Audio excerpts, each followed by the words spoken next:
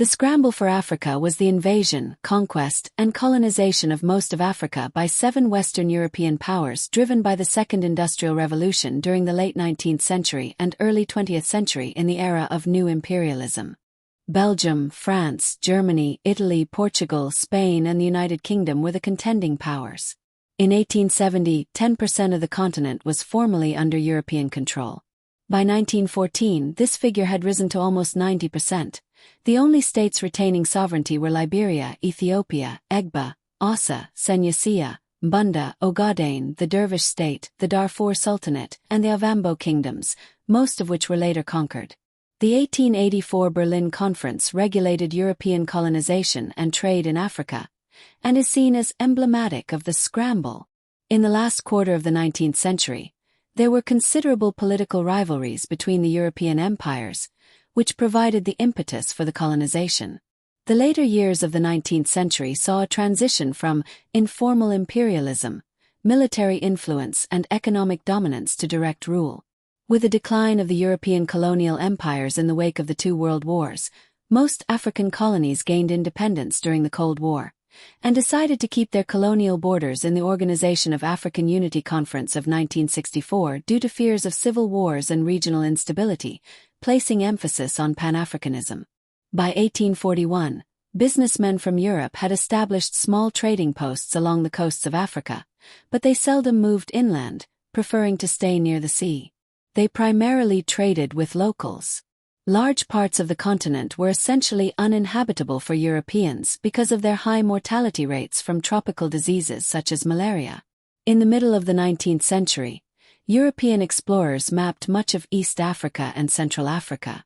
As late as the 1870s, Europeans controlled approximately 10% of the African continent, with all their territories located near the coasts. The most important holdings were Angola and Mozambique, held by Portugal, the Cape Colony, held by the United Kingdom, and Algeria, held by France. By 1914, only Ethiopia and Liberia remained outside European control, with the former eventually being occupied by Italy in 1936, and the latter having strong connections with its historical colonizer, the United States. Technological advances facilitated European expansion overseas. Industrialization brought about rapid advancements in transportation and communication, especially in the forms of steamships, railways, and telegraphs. Medical advances also played an important role, especially medicines for tropical diseases, which helped control their adverse effects. The development of quinine, an effective treatment for malaria, made vast expanses of the tropics more accessible for Europeans.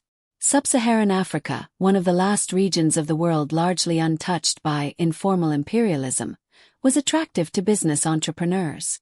During a time when Britain's balance of trade showed a growing deficit, with shrinking and increasingly protectionist continental markets during the Long Depression, 1873 to 1896, Africa offered Britain, Germany, France, and other countries an open market that would garner them a trade surplus, a market that bought more from the colonial power than it sold overall. Surplus capital was often more profitably invested overseas, where cheap materials, limited competition, and abundant raw materials made a greater premium possible. Another inducement for imperialism arose from the demand for raw materials, especially ivory, rubber, palm oil, cocoa, diamonds, tea, and tin. Additionally, Britain wanted control of areas of the southern and eastern coasts of Africa for stopover ports on the route to Asia and its empire in India. But, excluding the area that became the Union of South Africa in 1910, European nations invested relatively limited amounts of capital in Africa. Pro-imperialist colonial lobbyists such as the Alldeutscher Verband, Francesco Crispi and Jules Ferry, argued that sheltered overseas markets in Africa would solve the problems of low prices and overproduction caused by shrinking continental markets. John A.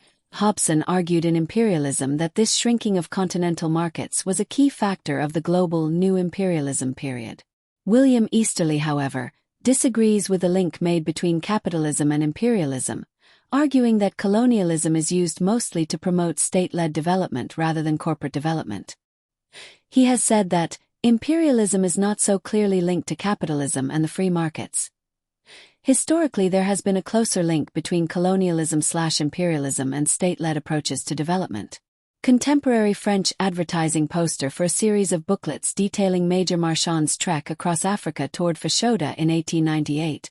While tropical Africa was not a large zone of investment, other overseas regions were.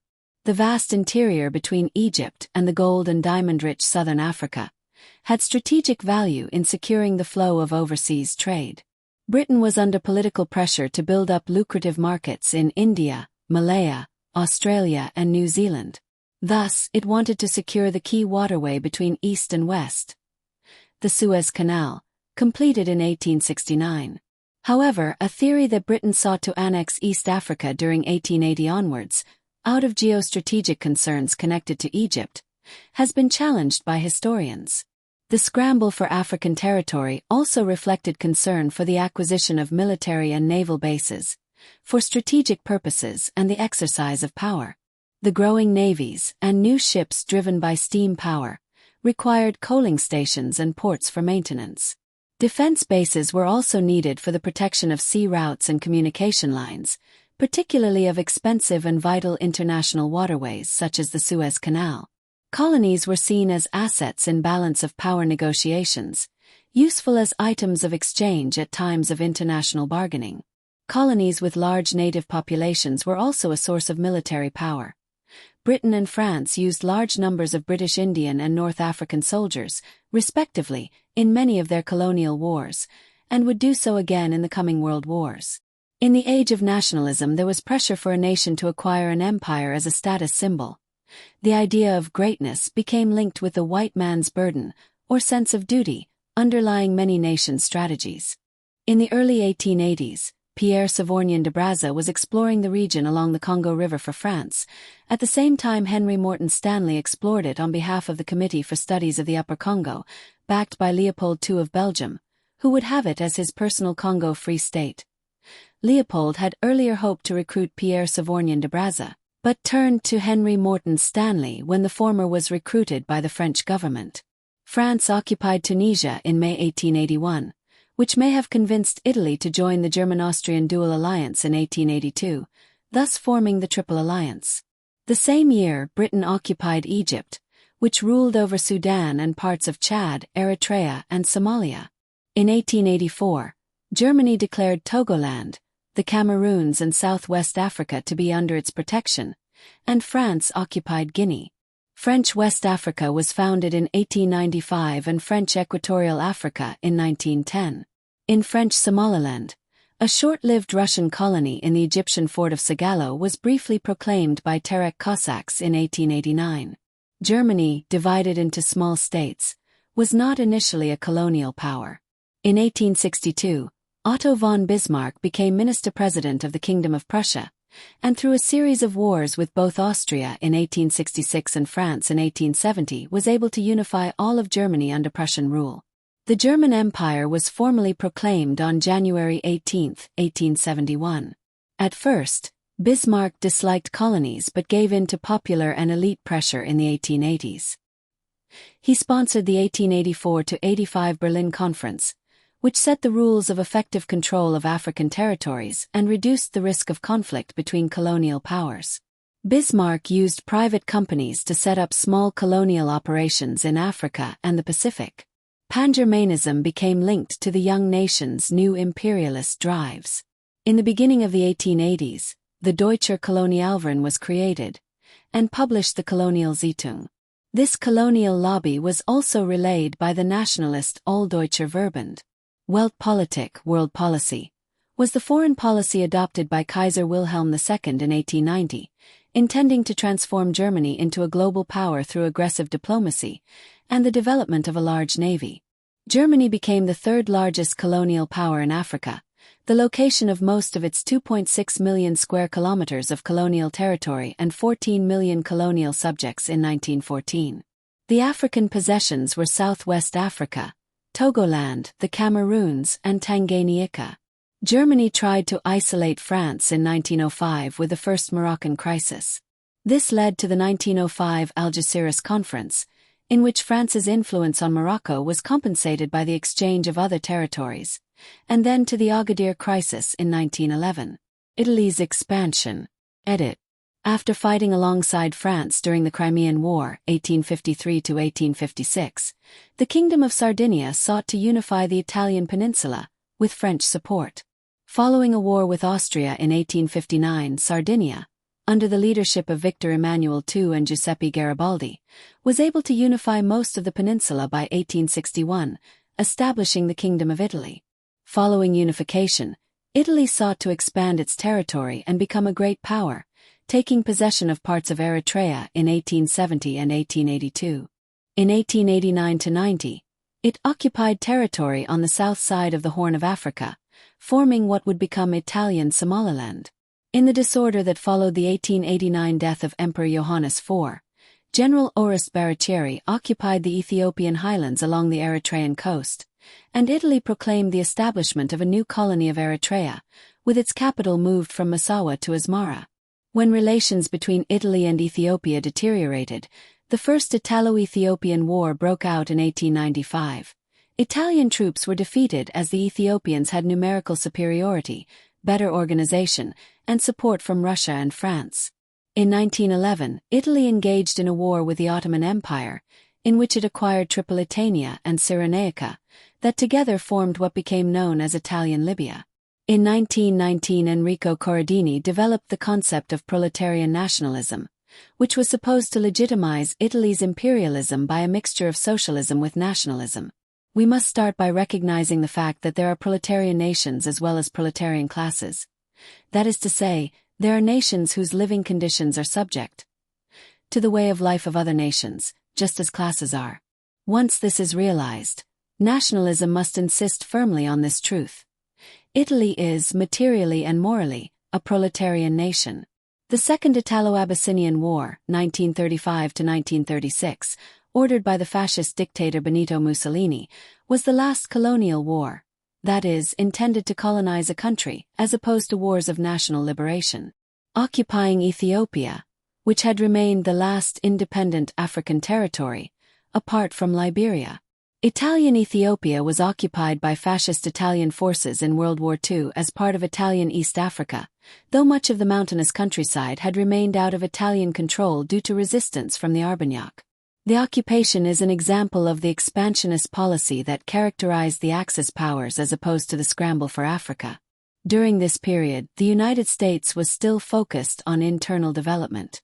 The country had just emerged from the Civil War in 1865 and was busy industrializing, expanding westward, and rebuilding its economy.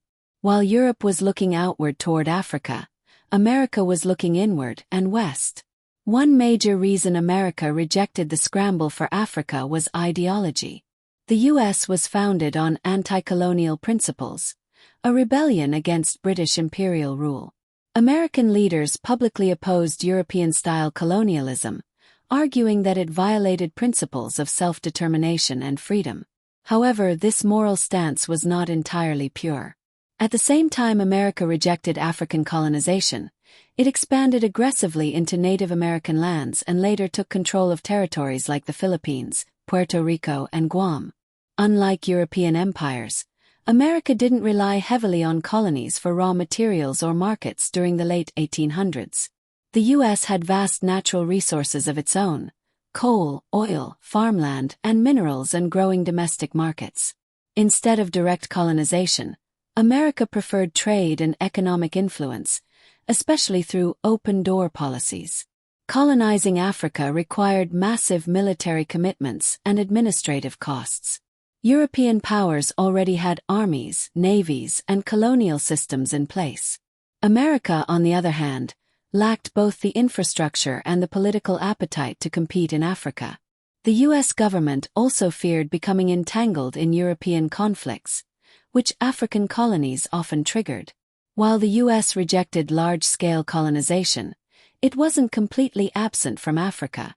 The most notable example is Liberia, founded in the early 1800s as a settlement for freed African Americans. Though not officially a U.S. colony, Liberia remained heavily influenced by American political and economic interests. In reality, America's rejection of the scramble for Africa was less about moral superiority and more about strategic calculation. The U.S. chose economic influence over territorial control, avoiding the costs and controversies of empire while still benefiting from global trade. So, why did America reject the scramble for Africa? Not because it opposed imperialism entirely, but because Africa didn't fit its priorities at the time. While Europe carved up Africa with borders still affecting the continent today, America pursued power through trade, influence, and later global dominance. If you enjoyed this video, don't forget to like, subscribe, and share your thoughts in the comments.